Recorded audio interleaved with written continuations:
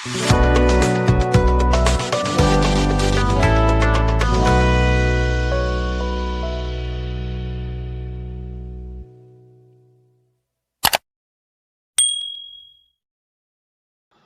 And welcome दोस्तों, बहुत बहुत स्वागत है आप सभी का मेरे इस यूट्यूब चैनल किक संबंधों में। तो आईपीएल 2024 में जैसे जैसे हम एक तरह से आगे बढ़ रहे हैं, प्लेऑफ के नजदीक आ रहे हैं, वहां पे देखो जो मैचेस की एक तरह से इंटेंसिटी और भी ज्यादा बढ़ रही है और भी ज्यादा एक तरह से हमें हाई वोल्टेज थ्रिलर मैचेस देखने को मिल रहे हैं।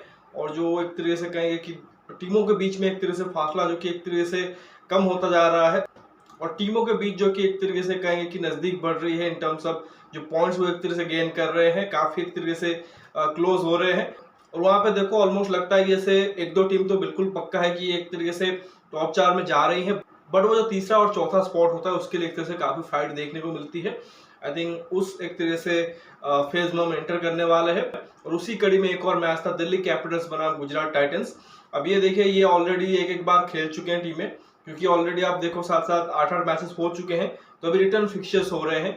एक तरह से देखिए तो टीमें जो कि एक दूसरे के साथ दोबारा एक तरह से भिड़ रही हैं। तो जो पहला मैच हुआ था दिल्ली और गुजरात का, उसमें देखो कि अहमदाबाद के ग्राउंड में एक बहुत ही लो स्कोरिंग मैच हमें देखने को मिला था, जहां पे गुजरात टाइटंस ने सिर्फ 89 रन किए थे और जवाब में 4 विकेट खो के दिल्ली ने उस रन चेस को कंप्लीट किया था। बट इस मैच में हमें जो कि अरुण जेटली स्टेडियम दिल्ली में हुआ, दिल्ली कैपिटल्स का होम ग्राउंड, उसमें अगर आप देखो तो एक जबरदस्त हाई स्कोरिंग थ्रिलर हमें देखने को मिला, जहां पे वंस अगेन दिल्ली ने सिर्फ और सिर्फ 4 रन से गुजरात टाइटंस को हरा दिया है। और आई थिंक अभी दोनों बराबर पे हैं, 9-9 मैचेस खेल चुके हैं, 4 जीत है, 5 हारे और 8 पॉइंट के साथ एक तरह से अभी आई थिंक 6th और 7th प्लेस टीम है। अभी आप देखिए इनके लिए टास्क बहुत ज्यादा है, अगर उनको टॉप 4 में एंटर करना है तो अभी आई थिंक 4 और मैचेस जीतने पड़ेंगे बचे हुए 5 मैच में से। तो डेफिनेटली बहुत हार्ड टास्क है, बट एक तरह से कहेंगे अभी एक तरह से होप अलाइव है। और जब तक वो कंप्लीटली एक तरह से मैथमेटिकल आउट नहीं होंगे तब तक एक तरह से वो जीवित रहेंगे। तो मैच के बारे में बात करेंगे तो देखिए, पहले आई थिंक गुजरात ने शायद टॉस जीता था, और क्योंकि इस ग्राउंड पे हमने देखा है कि हैदराबाद ने 266 बनाए थे, छोटा सा ग्राउंड है, फ्लैट सरफेस रहता है, तो यहाँ पे बैटिंग इजी रहती है। तो उसी वजह से अगर आप देखो तो शायद ये डिसीजन लिया होगा गुजरात ने कि एक तरह से हम चेस करेंगे। और फिर स्टार्ट भी बहुत ही बढ़िया किया था। इनिशियली आप देखो दिल्ली के जो टॉप ऑर्डर के बैट्समैन है उनको जल्दी आउट किया था और मैच एक तरह से फंसा के रखा हुआ था। वहां पे देखो स्टार्ट पर पृथ्वी शॉ 11 रन बना के आउट हुए 7 बॉलों पे। उससे पहले अगर आप देखो तो जैक फ्रेजर मैकगर्क, जिन्होंने अभी तक बहुत ही बढ़िया बैटिंग की है, और उन्होंने 14 बॉल में 23 रन किए हैं। तो दोनों बल्लेबाजों को स्टार्ट तो मिले बट बड़ी पारी में कन्वर्ट नहीं कर पाए। और इस मैच में तो आई थिंक दिल्ली ने नंबर 3 पे अक्षर पटेल को भेज दिया। तो वो जो musical chair I think Delhi Capitals खेल रही है अपनी एक तरह से बैटिंग ऑर्डर के साथ, वो अभी भी जारी है। हालांकि अक्षर पटेल ने बहुत ही बढ़िया बैटिंग करके गए हैं और उनका साथ दिया है कप्तान ऋषभ पंत ने। बट उससे पहले आप देखो शे होप को भेजा था नंबर 4 पे और वो 5 रन बना के आउट हुए थे 6 बॉलों पे। और एक वक्त पर आप देखो तो 44 रन पे तीसरा विकेट गिर गया था और आई थिंक ये चीज पावर प्ले के अंदर ही हो गया था। तो आई थिंक जो पावर प्ले रहा था वो गुजरात टाइटंस के नाम ही रहा था, दिल्ली ने वहां पर स्ट्रगल ही किया था। बट जैसा ही कहा कि अक्षर और ऋषभ पंत जो कि बहुत अच्छे दोस्त भी हैं, तो आपस में एक तरह से पार्टनरशिप करते हैं। पहले वो जो रिकवरी करते हैं, जिस तरह से विकेट गिरे हुए थे तो वहां से एक तरह से रिकवरी करते हैं और बाद में बहुत ही बढ़िया फिनिश करते हैं।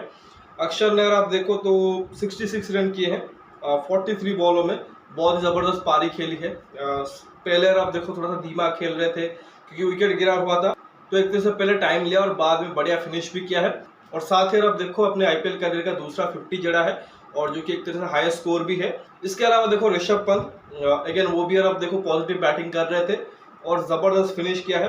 88 रन फ्रॉम जस्ट 43 बॉल्स, 5 चौके और 8 छक्के मारे हैं। और मोस्ट लाइकली इस इनिंग्स के साथ उन्होंने शायद वर्ल्ड कप का जो भी टिकट है आई थिंक वो एक तरह से यूएसए और वेस्ट इंडीज के लिए कर लिया है, क्योंकि अभी तक शायद थोड़ा सा एक तरह से फैंस के और जो सिलेक्टर्स हैं उनके माइंड में डाउट होगा जरूर कि अभी उस हिसाब से ताबड़तोड़ बैटिंग नहीं आई है, अभी उस प्रकार से वो फिनिशर रोल में एक तरह से दिखे ही नहीं है। बट यहाँ पे देखो फाइनल उन्होंने वो इनिंग्स खेल दी है और आई डोंट थिंक कि बीसीसीआई या सिलेक्टर्स को अभी कोई डाउट होगा कि वो ऋषभ पंत को एक तरीके से वर्ल्ड कप में ना लेके जाए। तो most likely he is going to world cup as India's first choice wicket keeper batsman. बाकी नीचे अगर आप देखो तो ट्रिस्टन स्टफ्स ने आके 7 में 26 किए हैं और 370-71 के स्ट्राइक रेट से बैटिंग करके गए हैं, 3 चौके और 2 छक्के मारे हैं। और वहीं पे आप देखो तो गुजरात टाइटंस की बॉलिंग की भी एक तरह से आपको आलोचना करनी पड़ेगी, स्पेशली जो आई थिंक आखिर के 2 ओवर में हुए। थोड़ा सा वहां पे समझ नहीं आया कि एक तो 19th ओवर में उन्होंने शाही किशोर को बॉल डलवाया, जिनसे कि पूरे मैच में बॉल नहीं डलवाया था। और शाही किशोर जो कि आई थिंक पिछले मैच के हीरो थे गुजरात के लिए, जिन्होंने शायद 4 विकेट निकाले थे और शायद मैन ऑफ द मैच भी बने थे। बट इस मैच में उनसे बॉलिंग नहीं कराई क्योंकि ऋषभ पंत और अक्षर पटेल जो कि मिडिल में बैटिंग कर रहे थे, और मैचअप के तहत अगर आप देखो उन्होंने लेफ्ट आर्म स्पिनर को दिया ही नहीं, जबकि वो एक अच्छे खासे गेंदबाज हैं। और ये टैक्टिकल ब्लंडर दिखा शुभमन गिल से। और आखिरी ओवर में भी जहाँ पे मोहित शर्मा की ऑलरेडी 3 ओवर में पिटाई हो गई थी, उन्हीं के ऊपर ट्रस्ट किया और अगेन देखो उनकी भी पिटाई हो गई। तो आखिर के जो 2 ओवर है उसमें 50 से भी ज्यादा रन आए, और वही एक तरह से कहेंगे कि थोड़ा सा मोमेंटम जो कि दिल्ली को दे गया था। ओवरऑल अगर बॉलिंग की बात करें तो देखिए वहां पे संदीप वारियर 3 ओवर में 15 रन देके 3 आउट किए हैं, बढ़िया स्पेल डाला है। बावजूद उसके उन्होंने उनसे चौथा ओवर नहीं करवाया, और अंत में अगर आप देखो मोहित से ओवर करवाया, शाही किशोर से ओवर करवाया। आई थिंक ये उन्होंने एक तरीके से ट्रिक जो कि मिस की है।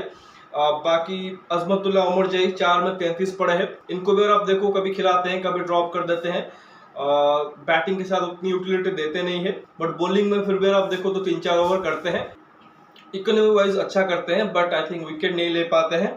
बाकी गेंदबाजों में देखें तो राशिद खान को 4 में 35 पड़े हैं, विकेट लेस रहे हैं। 3 में 36 नूर को पड़े हैं, 1 विकेट उन्होंने लिया है।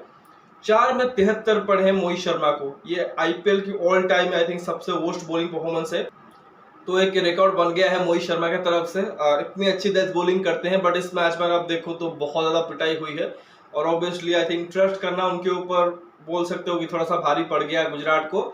मे बी वो एक ओवर एक तरीके से संदीप वारियर को दे सकते थे, क्योंकि किसी किसी गेंदबाज का दिन होता है तो वहां पे उनको एक तरह से आपको बेस्ट यूटिलाइज करना पड़ता है, और किसी का अगर दिन खराब चल रहा है फिर आपको थोड़ा सा उनको रोक के रखना पड़ता है। बट यहाँ पे शायद जो ट्रस्ट दिखाया था शुभमन ने, या ये कह सकते हैं कि शायद आशीष नेहरा भी इन्वॉल्व होंगे, क्योंकि जो उनके प्लानिंग्स रहते हैं वो एक तरह से दिखते हैं गुजरात टाइटंस में, तो वो एक तरह से बैकफायर कर गया। बाकी 1 ओवर बीच में ऑफ स्पिनर शाहरुख खान को लगा दिया था, पार्ट टाइम स्पिन डालते हैं, 8 रन दिए थे। बट जैसा ही कहा 19th over probably the game changing over, जहाँ पे 1 ओवर में 22 रन पड़े शाही किशोर को। उन्होंने वही सोचा था कि क्रिस्टियन स्टब्स सामने है, इसको गेंदबाजी करा एक अच्छा ओवर निकाल के दे जाएगा, बट क्रिस्टियन स्टब्स जो कि इनफॉर्म थे बहुत ही बढ़िया उन्होंने बैटिंग की और एक तरीके से इस ओवर को मैक्सिमाइज किया। और बाद में अगर आप देखो तो आई थिंक मोहित शर्मा के ओवर में भी आई थिंक 30 से ज्यादा रन पड़े हैं। खैर एक तरीके से जब 224 बन गया तो एक तरीके से दिल्ली ने बहुत अच्छे मोमेंटम के साथ एक तरह से मैच फिनिश किया, और उम्मीद ये की जा रही थी कि ये मैच जो कि वो जीतेंगे भी।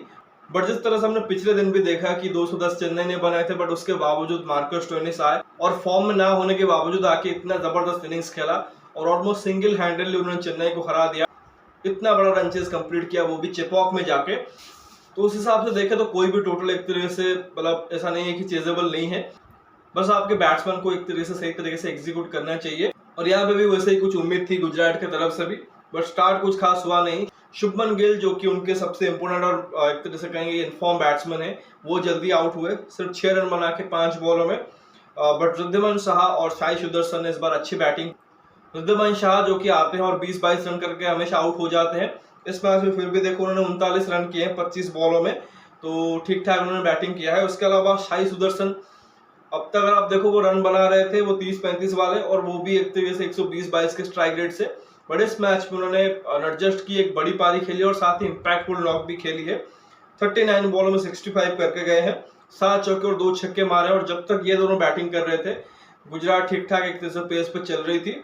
हालांकि अगर आप देखो ये दोनों जब भी आउट हुए और उसके बाद अजमतुल्ला उमर जई को ऊपर भेजा था, पता नहीं उनको एक तरह से क्यों डेविड मिलर से ऊपर भेज दिया था, वो सिर्फ 1 रन करके गए हैं 2 बॉलों में। तो स्टार्ट तो एक तरह से कहेंगे गुजरात की तरफ से ठीक ठाक ही रहा था, बट एक तरह से मिडिल ओवर्स में विकेट उन्होंने गंवा दिए। लेकिन फिर आया डेविड मिलर का एक तरह से पावरफुल बैटिंग, 23 बॉल में 55 करके गए हैं, 6 चौके और 3 छक्के मारे। और जब तक वो खड़े हुए थे लग रहा था कि अगेन मैच को नजदीक ले जाएंगे, और हो सकता है कि स्टोइनिस वाला काम कर दे कि अभी तक तो उस फॉर्म के साथ बैटिंग की नहीं है, और इस मैच में फाइनली एक तरह से मैच फिनिश करके दे देंगे। बट टाइम लेयर आप देखो तो दिल्ली ने उनका विकेट लिया। बाकी शाहरुख खान देर अब देखो 8 रन है 5 बॉलों में, राहुल तेवतिया भी फेल हो गए, 5 पे 4 उन्होंने किए हैं। तो ऑलमोस्ट अंत में लग रहा था कि एक तरह से गुजरात जो कि मैच हार गई है, दिल्ली के लिए एक तरह से इजी विन हो जाएगा। बट वहीं पे देखो आते हैं राशिद करामती खान, जो जाने जाते हैं अपने एक तरीके से क्लच परफॉर्मेंस के लिए, कि एक तरीके से जब लग रहा होता है कि सब कुछ खत्म हो गया गुजरात की तरफ से, वो अपने हाथ खड़े करते हैं और बताते हैं कि मैं यहाँ पे हूँ, अभी बिलीव रखिए। वही चीज़ उन्होंने राजस्थान के अगेंस्ट भी किया था। ऑलमोस्ट मैच हार गए थे, बट वहाँ पे आई थिंक आखिरी ओवर में 15 रन उन्होंने आवेश खान को मारे थे। तो यहाँ पे भी शायद आखिरी ओवर में आई थिंक कुछ 19 रन रह गए थे और मुकेश कुमार जो कि एक तरह से बॉल डाल रहे थे और एक वक्त पे लग रहा था कि ऑलमोस्ट राशिद खान जो कि मैच फिनिश कर देंगे।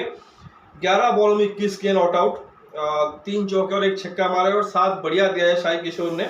6 बॉलों में 13 रन किए हैं, 2 छक्के मारे हैं। तो जो उन्होंने ऑलमोस्ट 19वें ओवर में बॉलिंग की थी, कोशिश की थी बैट के साथ उसको थोड़ा सा बेहतर कर दे, बट वो उस ओवर में आउट भी हो गए।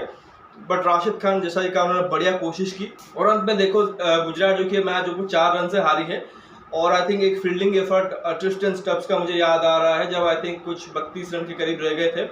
राशिद खान ने एक सामने बढ़िया शॉट खेला था और लग रहा था कि वो छक्का हो जाएगा, बट ट्रिस्टन स्टब्स ने, और आप देखो वहां पे जंप करके उस छक्के को रोका था और कैच तो पकड़ नहीं पाए थे, बट एक तरह से गेंद पकड़ के उन्होंने एक तरह से अंदर भेज दिया था, जिससे कि सिर्फ 1 रन मिला था और 5 रन उन्होंने वहां पे बचाया था और वही 5 रन जो कि अंत में एक तरह से डिफरेंस भी बने हार और जीत का। और ये दिखाता है कि हर एक मोमेंट एक तरह से क्रूशियल होता है क्रिकेट के गेम में। चाहे आप कितना अच्छा बैटिंग कर लो, बॉलिंग कर लो, बट साथ ही आपको फील्डिंग भी अच्छी करनी पड़ती है, साथ ही आपको प्रेशर भी एक तरह से अब्जॉर्ब करना पड़ता है, तभी एक तरह से आप मैच जीतते हो। हमने पिछले मैच में देखा कि किस तरह से एंड में आप देखो तो दीपक चहर से गलतियां हुई फील्डिंग में, तो आई थिंक चेन्नई को एक तरह से कॉस्ट कर गई। तो फील्डिंग भी एक बहुत बड़ा एस्पेक्ट होता है।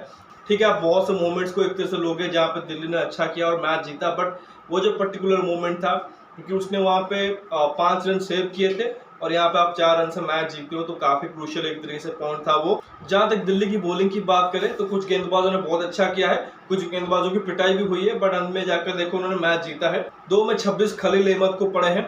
उनका ऑन एंड ऑफ ही रहता है, जिस दिन अच्छा करते हैं 2-3 विकेट लेके जाते हैं, वो भी पावर प्ले में ही, लेकिन जिस दिन अच्छा नहीं करते हैं फिर इनका यही हाल रहता है। एंड्रिक नोकिया 3 में 48 पड़े हैं, 1 विकेट जरूर लिया है। एंड्रिक नोकिया के पास पेस भी है, क्वालिटी भी है, बट जिस तरह से एग्जीक्यूट करना चाहिए आई थिंक इस फॉर्मेट में वो चीज़ नहीं कर पा रहे हैं। आई थिंक टेस्ट में ओडीआई में बेटर गेंदबाज होंगे, बट T20 में बहुत ज़्यादा खराब वो गेंदबाजी कर रहे हैं। और I think south African team को भी आई थिंक देखना पड़ेगा जब वर्ल्ड T20 में खेलेंगे। बैटिंग उनकी जितनी ज़बरदस्त दिख रही है, क्योंकि क्लासन है, स्टब्स है, मिलर है, मैक्रम है, उतनी घटिया उनकी बॉलिंग है। चाहे रबाडा को देख लो या एंड्रिक नोकिया को, उस हिसाब से बॉलिंग कर नहीं पा रहे हैं। बाकी गेंदबाजों में देखें तो रशीद दार सलाम इनको इम्पैक्ट सब के रूप में लाए थे।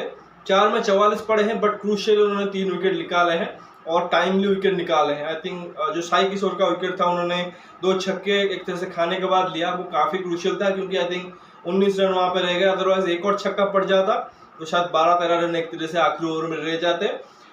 मुकेश कुमार ने आप देखो 4 में 41 दिए हैं, 1 विकेट उन्होंने लिया है, बट मोस्ट इंपोर्टेंटली आखिरी ओवर में उन्होंने एक तरह से राशिद खान को रोका।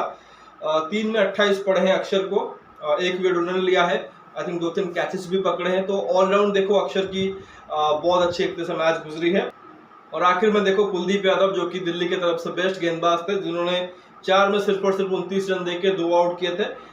तो ओवरऑल देखो तो दिल्ली के लिए कंप्लीट गेम तो नहीं कहेंगे, क्योंकि फील्डिंग खराब की है, कैचेस छोड़े हैं, बॉलिंग भी अगर आप देखो तो कुछ टाइम पे बहुत ज़्यादा खराब लगी, बट ओवरऑल देखो 2 पॉइंट्स उनको मिल गए हैं और अभी भी एक तरह से जीबी थे इस IPL 2024 के एक तरह से प्लेऑफ रेस में। जहाँ तक गुजरात की बात करें, आई थिंक काफ़ी एक तरह से मिस्टेक्स रही, जिस तरह से वो गेंदबाजी कर रहे थे पहले, कैप्टनसी वाइज देख लो या फिर गेंदबाजों से भी जो मिस्टेक्स रहे हैं। कैचिंग बढ़िया की थी, चाहे नूर हो, राशिद हो, इन सब ने, बट वो जो आखिर के 2 ओवर रहे वो कहीं ना कहीं एक तरह से कॉस्ट कर गए। और जहाँ तक बैटिंग की बात करें, आई थिंक मिलर का विकेट काफ़ी क्रूशियल था, क्योंकि जिस तरह से वो खेल रहे थे लग रहा था कि शायद वो वहाँ पे एक तरह से बना देंगे, और वो अगर खड़े रहते राशिद के साथ तो मुझे 100% उम्मीद थी कि ये मैच जो कि एक तरह से गुजरात निकाल जाती, क्योंकि ऐसे ही जो एक तरह से रिजल्ट है उन्होंने काफ़ी दफ़ा एक तरह से प्रोड्यूस किया हुआ है। अंत में जाके चाहे राशिद हो, तेवतिया हो, मिलर हो, आई थिंक अगर आप पास्ट के 2 सीजनों में देखोगे तो वो चीज़ उन्होंने किया है। बट दिस टाइम अगर आप देखो तो मिलर आउट हो गए, उससे पहले तेवतिया फेल हो गए थे और राशिद के लिए बहुत ज़्यादा एक तरह से रह गया था। और ऊपर से दिल्ली की जैसा ही कहा वो जो फील्डिंग एफर्ट थी, और अंत में मुकेश कुमार ने भी जिस तरह से यॉर्कर एग्जीक्यूट किए वो एक तरह से बहुत ही बढ़िया था। तो खैर एक तरह से इस मैच का हाल था। ऑलरेडी बता दिया है कि दोनों टीमें इस वक्त अगर आप देखो तो 6ठे और 7वीं पोजीशन पे है और बराबर पे खड़े हुए हैं। अभी भी एक तरह से चांस है उनके लिए, काफ़ी टफ है, बट वो एक तरह से उस चीज़ को कर सकते हैं, क्योंकि क्रिकेट में कुछ भी हो सकता है। तो लेट्स सी कि आगे किस तरह से दोनों टीमें खेलते हैं। और क्या वो एक तरीके से प्लेऑफ में एंटर कर पाते हैं कि नहीं। तो फिलहाल इस वीडियो में बस इतना ही। आशा करता हूँ कि वीडियो जरूर आपको पसंद आएगा। वीडियो को लाइक करना मत भूलें, साथ ही चैनल को सब्सक्राइब जरूर करिए और दोस्तों शेयर भी कर दीजिए। कमेंट सेक्शन में अपना राय जो कि एक तरह से दे सकते हो दोनों टीमों को लेके और इस मैच को लेके। बाकी नोटिफिकेशन की घंटी दबा लीजिए ताकि हर एक वीडियो की अपडेट आपको टाइम पे मिलती रहे। मिलते अगले वीडियो में, तब तक धन्यवाद। जय हिंद।